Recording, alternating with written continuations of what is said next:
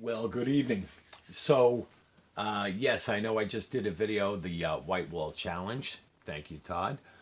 But I already had another video scheduled in my mind for this, so I'm going to do that one. And it's two for Tuesday, two trucks, two Ford trucks, two quote unquote premiums.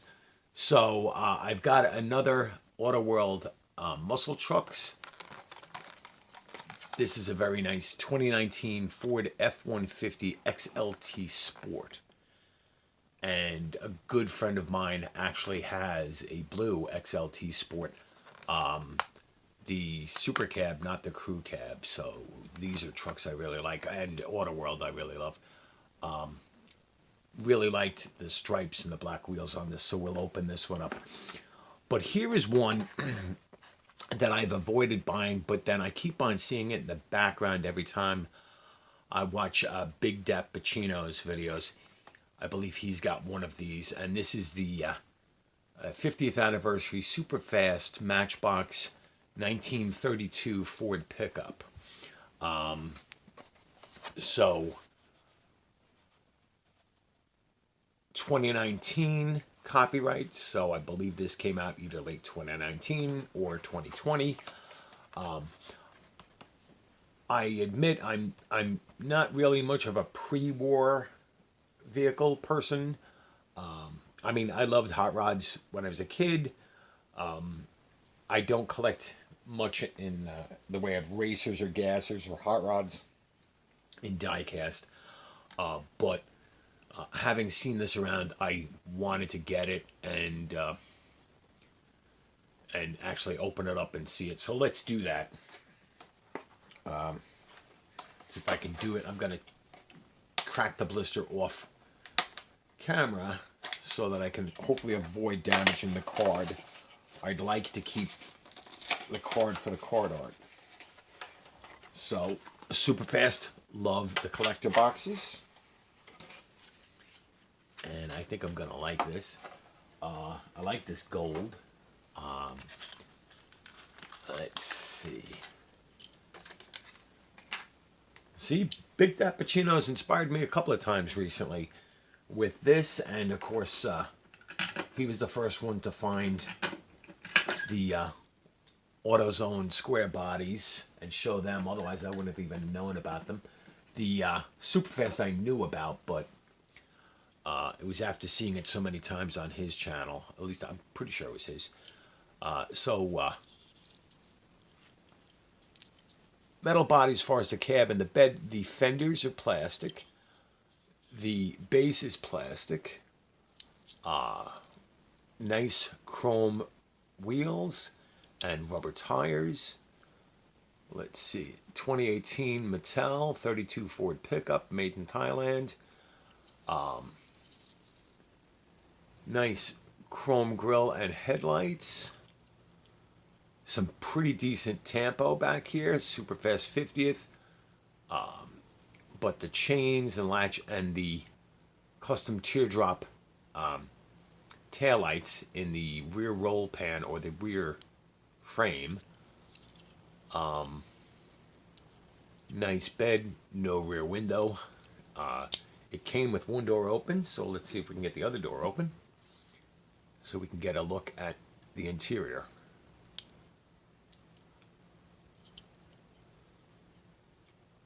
It's a little stiff. Come on, Joe, don't break it. Oop. Doesn't want to open.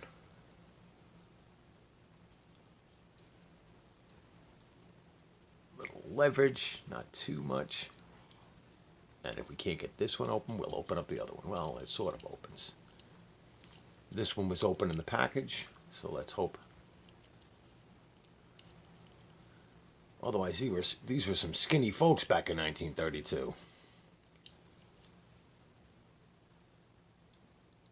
So the steering wheel is basically just a slab, the seat, but you know, in 1932 they weren't that fancy. And so this is very nice. Now, you know me, I can't just show a vehicle, I have to give a... 1932 was the first year of the Ford V8. All previous Fords had four cylinders. Obviously the Model T, but then the original Model A and the Model B. And a lot of people may think that the Model T was Ford's first car. No, it was the first really successful car. If you look back, the Model T came out in 1908, but in 1903 they had the Model N and I believe the Model Q, and they were brass era classics, and they were not inexpensive cars. But the Model T was the first car of the people, the car for the masses. And they made the Model T from 1908 to 1927. And to sort of tie into Mountain Diecast 66, Todd, on his White Wall challenge, had a beautiful white Edsel model. And so the Edsel division of Ford is named after Henry Ford's son, Edsel Ford, who luckily in 1928, actually in 1927, worked with a team of engineers to come up with the Model A, the first quote-unquote modern Ford. And I've read several books on Ford Motor Company and Henry Ford. Henry Ford is held up as an icon, but Henry Ford, shall we say, was a quirky old dog. Let's not get into his anti-Semitism and his political difficulties and his anti-union position, which nearly ruined the company. Edsel Ford, as I said, worked with a team of engineers to come up with Model A, which of course is very similar. The 1932 Ford is just really a continuation on that. And at the end of the Model T run, the Model T was quirky. It was not really modern. If you've ever seen a Model T or tried to drive one, it's not intuitive. As far as gear changes, they're not technically with a shifter. To go into reverse, it's a foot pedal. So the Model A, which became this, was the first modern Ford, and Ford was losing sales to the new Dodge company, the Dodge brothers, and Chevrolet, and other companies because they had what we consider a modern car, a shifter, steering wheel, gas pedal, brake pedal, etc., like we would be familiar with today. Model Ts didn't have that. And in short order, Edsel Ford introduced the Model A, then Model B, and in no short order, if you think about it, in only 4 years, went from a flathead four-cylinder engine to a flathead V8. The first flathead V8 only had 60 horsepower, but it very quickly increased up to 90. 60 horsepower doesn't sound like a lot to us these days, but it was, especially for a mainstream model, it was more than adequate. Famously, Bonnie and Clyde loved 1932 Fords, the V8 Fords, for their getaway vehicles because they were lightweight and fast, and that's eventually what led to the whole hot rod movement after World War II. Basically after World War II. So this is a nice model. I like this color. Matchbox did a nice job with the wheels and tires. This is sweet. So thank you, Big Dat Pacino, for displaying that on your channel so that it spurred me to buy it. So let's take a look. We've got a 1932. Let's go to 2019.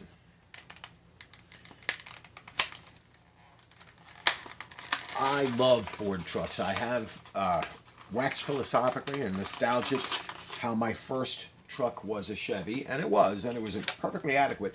The reason my first truck was a Chevy is because it was inexpensive, and I drove it for a few years and sold it for more money than I bought it for.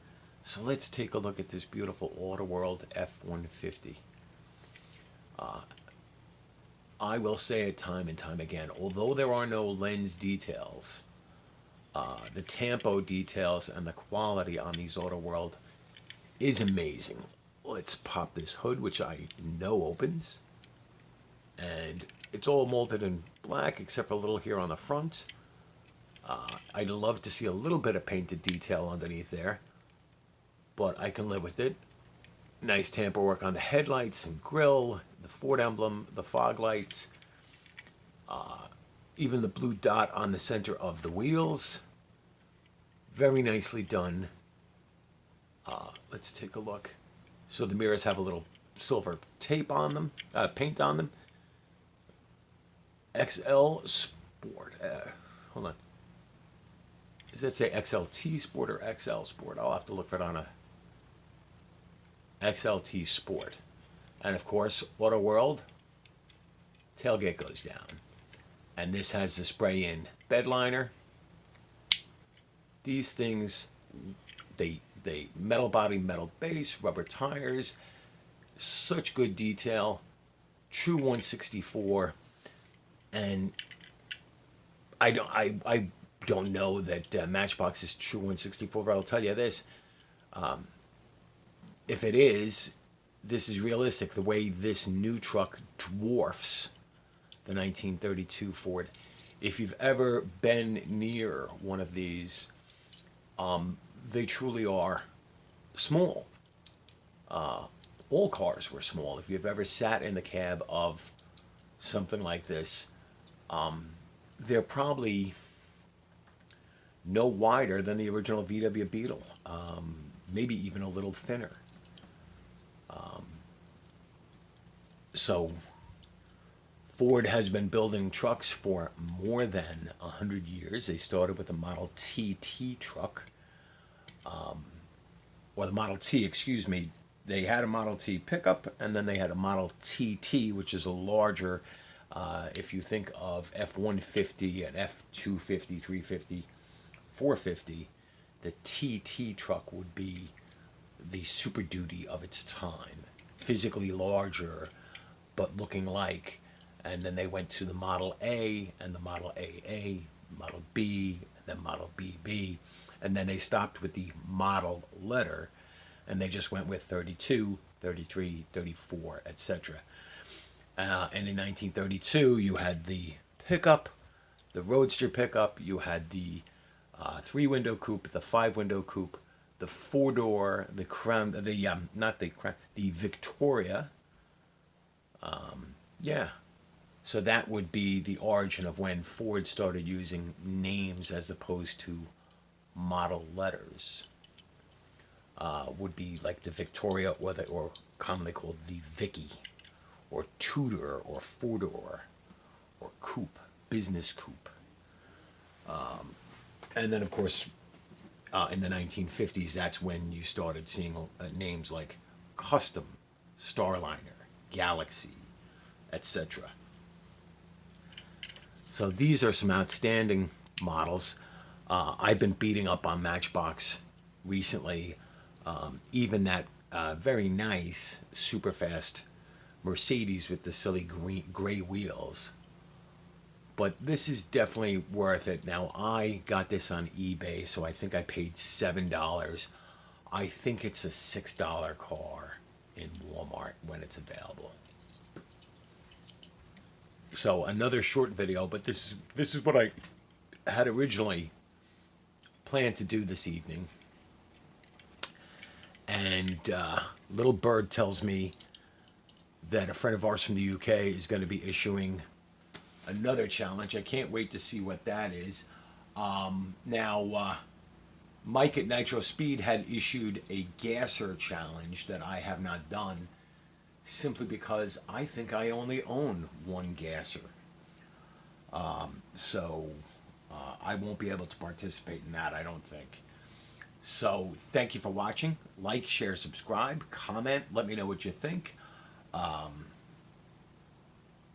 Local pickups, local finds have been rare, but I have some stuff that's coming in the mail. So we'll see how the rest of the week goes. Today is Tuesday. I might make a video tomorrow or Thursday.